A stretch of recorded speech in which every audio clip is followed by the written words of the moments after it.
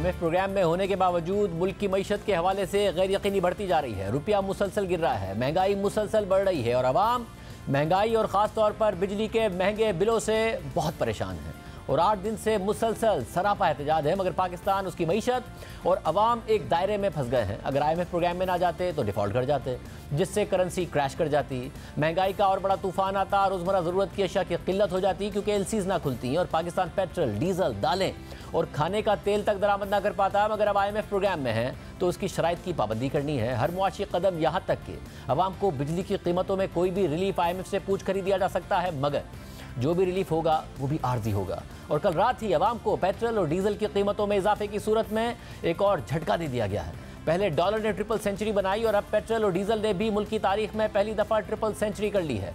Petrol 305 रुपये 36 पैसे, diesel 311 रुपये 84 पैसे का हो गया है। और IMF की एक और शर्त पूरी करते हुए पेट्रोल पर लेवी को 5 रुपये मजीद बढ़ाकर 60 रुपये कर दिया गया है। जबकि इस इजाफे की बड़ी वजह बैनुल-अक़वामी मार्केट में तेल की कीमतों में इजाफा नहीं बल्कि डॉलर के मुकाबले में रुपये का गिरना है, जो मुसलसल और रोज़ाना गिर रहा है। आज डॉलर ओपन मार्केट में मुश्किल से 331 रुपये पर दस्तयाब था तो इंटरबैंक में 305 रुपये 47 पैसे का हो गया। और अब भी IMF की इंटरबैंक और ओपन मार्केट में 1.25% के फ़र्क की शर्त से इंटरबैंक का रेट 8% से भी ज़ायद दूर है, क्योंकि पहले ओपन मार्केट में डॉलर बढ़ता है, फिर इंटरबैंक रेट IMF की शर्त के मुताबिक उसे चेज़ करने के लिए मजीद बढ़ता है, मगर फिर ओपन मार्केट रेट और बढ़ जाता है और फिर इंटरबैंक रेट पर फिर दबाव आ जाता है। और इसी साइकिल में पाकिस्तानी मईशत फंस गई है, क्योंकि ना तो मार्केट में मुदाखलत करने के लिए हुकूमत के पास डॉलर्स हैं और ना ही IMF इसकी इजाज़त देता है। और जब इसहाक डार ने वज़ीर ख़जाना बनकर मुदाखलत करने की कोशिश की तो इसका उल्टा असर हुआ और एक ब्लैक मार्केट पैदा हो गई, जिसका रेट 20 रुपये मजीद ऊपर था, फिर 30 रुपये मजीद ऊपर हो गया और उससे बरामदात और तरसीलात ज़र बुरी तरह गिर गई। हुंडी हवाला मजीद परवान चढ़ा, आज भी जारी है। इसलिए हर तरफ से पाकिस्तानी मईशत फंसी हुई है और रुपए की इस बेकदरी से रिकॉर्ड महंगाई का तूफान मजीद बढ़ेगा।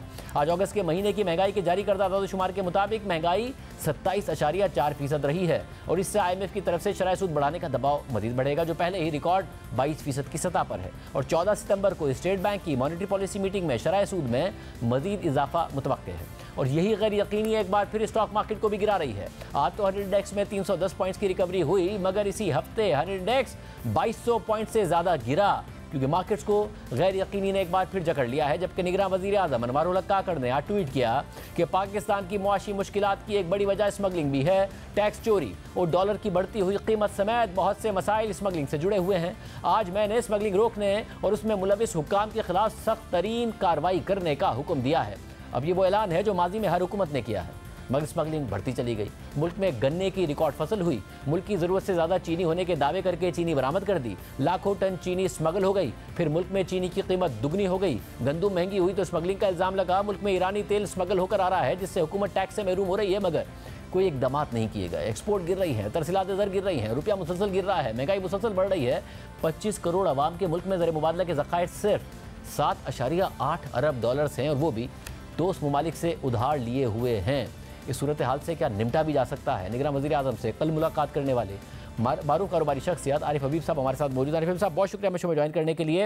आरिफ साहब, ज़ाहिर है IMF के बगैर चारा नहीं था, डिफ़ॉल्ट का ख़तरा पैदा हो गया था, वो और बुरा होता, मगर अब हम IMF के प्रोग्राम में हैं। डिफ़ॉल्ट का ख़तरा तो नहीं है, मगर गैर यकीनी है। इसे ख़त्म किया जा सकता है या आपके ख्याल में अब कोई ऑप्शन नज़र नहीं आता है जिन मसाइल में इस वक्त मईशत जकड़ी, जिन मसाइल ने जकड़ लिया है?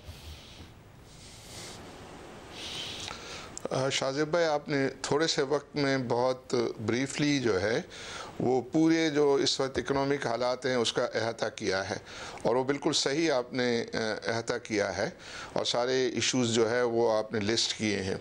अब इसका सबसे बड़ा इस वक्त जो मसला हो रहा है वो ये है कि रुपए की जो है वो मुसलसल कदर में जो कमी हो रही है वो सबसे बड़ा मसला इस वक्त है।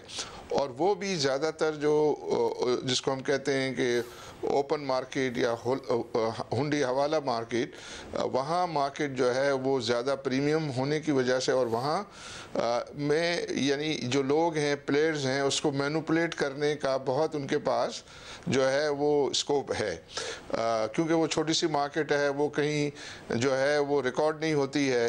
तो उसकी वजह से हो ये रहा है कि पिछले आप ये देखें 160-70 रुपये डॉलर था, जब से लेके यही हो रहा है कि ये हुंडी हवाला मार्केट और ओपन मार्केट जिसको हम बोलते हैं, उसकी प्राइसेस जो है वो बढ़ा दी जाती है और फिर पीछे ये डिमांड आती है कि आप इंटरबैंक मार्केट को भी जो है वो बढ़ाएं। इसका तो कोई एंड नहीं है।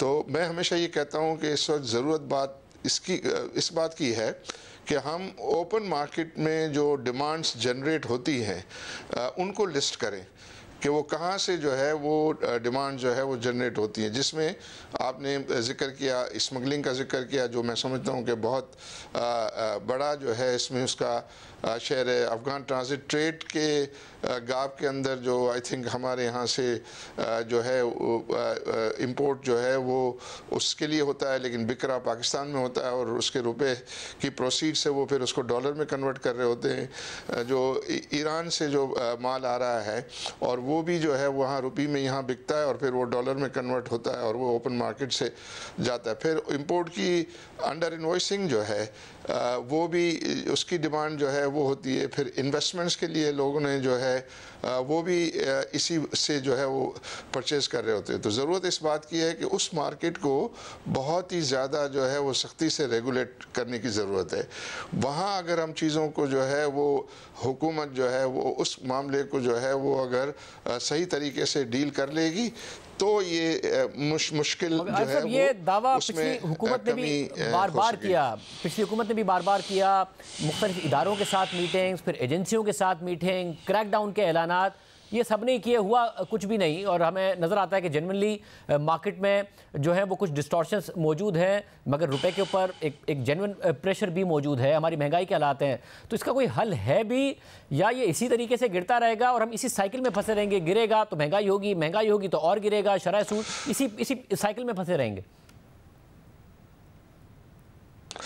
शाजिब भाई, ऐसा पीरियड मैंने देखा है, बल्कि मैं समझता हूँ कुछ साल पहले ही जो है 2020-21 के अंदर जो है वो जब सिक्योरिटी एजेंसीज़ ने हुकूमत के साथ जो है पूरा ताउन किया, तो उस वक्त हमने देखा कि ओपन मार्केट जो है वो इंटरबैंक मार्केट से नीचे आ गई थी।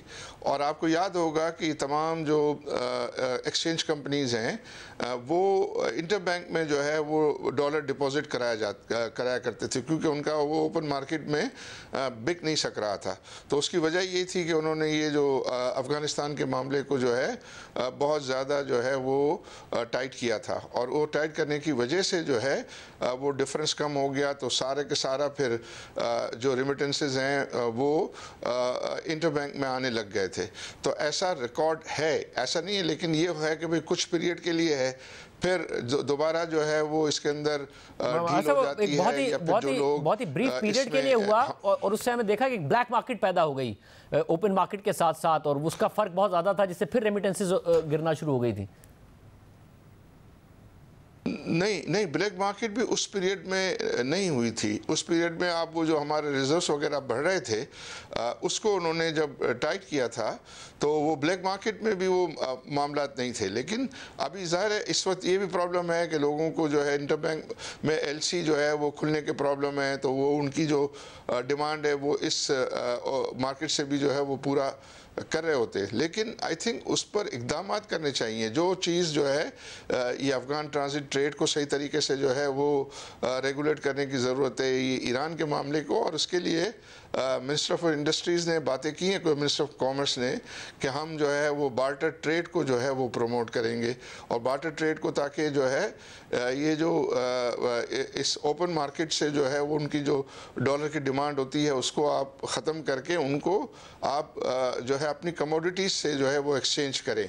तो मतलब ये है कि जो इसमें से आसान चीज़ें हैं उससे तो शुरू करना चाहिए ना, ताकि ये जो फ्री फॉल है ये तो जो है वो कुछ रुके। इससे जो है रोज़ाना की जो बेसिस पर इसमें जो रुपए में गिरावट आ रही है उससे लोगों में बड़ी मायूसी होती है, और ज़ाहिर है उससे फिर ये भी इम्प्रेशन क्रिएट होता है कि इन्फ्लेशन जो है वो बढ़ेगा, और इन्फ्लेशन बढ़ेगा तो इंटरेस्ट रेट भी जो है वो कम नहीं होंगे, और मुमकिन है कि वो इंटरेस्ट रेट भी बढ़ने पड़े। तो फिर ये सारी जब सिनेरियो लोग देखते हैं तो फिर बिजनेस से तो जो है उनको डर आने लगता है। फिर ये कि लोगों के जो मसाइल हैं, लॉ एंड ऑर्डर सिचुएशन और फिर ये एहतजाज, और इससे भी जो है वो लोग नर्वस हैं। और इसी वजह से आपने देखा कि हमारी इस हफ्ते के अंदर जो है वो मार्केट कोई नेट 2200 पॉइंट गिर गई।